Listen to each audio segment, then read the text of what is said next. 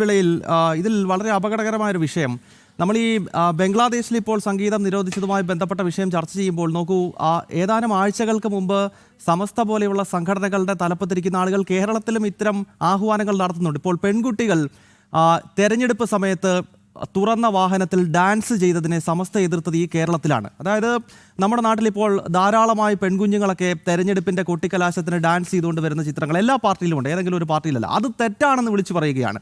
പെൺകുട്ടികൾ കിച്ചണിന് പുറത്തേക്ക്, അടുക്കളയ്ക്ക് പുറത്തേക്ക് ഇറങ്ങരുതെന്ന് സമസ്ത ആഹ്വാനം ചെയ്തത് ബംഗ്ലാദേശിലും അഫ്ഗാനിസ്ഥാനിലും അല്ല, ഇങ്ങനെ മലപ്പുറം പോലെയുള്ള സ്ഥലങ്ങളിലാണ്. അപ്പോൾ ഇത്തരം ഗ്രൂപ്പുകൾക്ക് ഏതൊരു സ്ഥലത്ത്, ഒരു ജില്ലയിലായിക്കോട്ടെ സംസ്ഥാനത്തായിക്കോട്ടെ, അവർക്ക് സ്വാധീനം ഉണ്ടായിക്കഴിഞ്ഞാൽ ഈ നിലയിലേക്ക് കാര്യങ്ങൾ എത്തും എന്ന് വേണ്ട മനസ്സിലാക്കാൻ.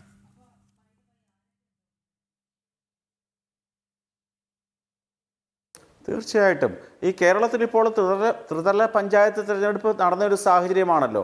ആ സാഹചര്യത്തിൽ മലബാർ മേഖലയിലെ പോസ്റ്ററുകൾ നമ്മളൊന്ന് പരിശോധിച്ച് നോക്കണം. വനിതകളായിട്ടുള്ള സ്ഥാനാർത്ഥികളെ അവർ ജനാധിപത്യത്തിൻ്റെ ഭാഗമായിട്ട് നിർത്തുമെങ്കിൽ ആ പോസ്റ്ററിൽ പോലും ഫോട്ടോ വെക്കാതിരുന്ന ധാരാളം ഉദാഹരണങ്ങൾ കാണാൻ സാധിക്കും. ഒരു വേദിയിലേക്ക് ഒരു പെൺകുട്ടി സമ്മാനം മേടിക്കാൻ വന്നപ്പോൾ കേരളത്തിലൊരു മുസ്ലിം പണ്ഡിതൻ പറഞ്ഞ കാര്യവും കേരളത്തിലെ പൊതുസമൂഹത്തിൽ ഇപ്പോഴും കിടക്കുകയാണ്. എൻ്റെ സുഹൃത്തായ നസീർ വെമ്പായം പറഞ്ഞൊരു കാര്യത്തിനകത്ത് വസ്തുതാപരമായ ധാരാളം പിഴവുകളുണ്ട്. കാരണം ഓർഗനൈസേഷൻ ഓഫ് ഇസ്ലാമിക് കോപ്പറേഷൻ എന്ന് പറയുന്ന ഒരു സംഘടനയുണ്ട്. ലോകത്തിലുള്ള ഇസ്ലാമിക രാജ്യങ്ങളുടെ ഒരു പൊതുവേദിയാണ്. 57 രാജ്യങ്ങളാണ് അതിനകത്തുള്ളത്. ഈ 57 രാജ്യങ്ങളിൽ നസീറെ, താങ്കൾ ഒരു സൗദി അറേബ്യ എടുത്തു കാണിച്ചതിന് ശേഷം ബാക്കി 56 രാജ്യങ്ങളും എന്തേ മറന്നുപോകുന്നു?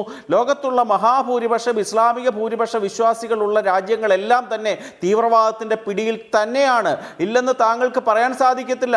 ഒരു സൗദി അറേബ്യയോ ഒരു ദുബായോ എടുത്തു കാണിച്ചുകൊണ്ട് തീവ്രവാദം ഇല്ലെന്ന് താങ്കൾ പറയരുത്.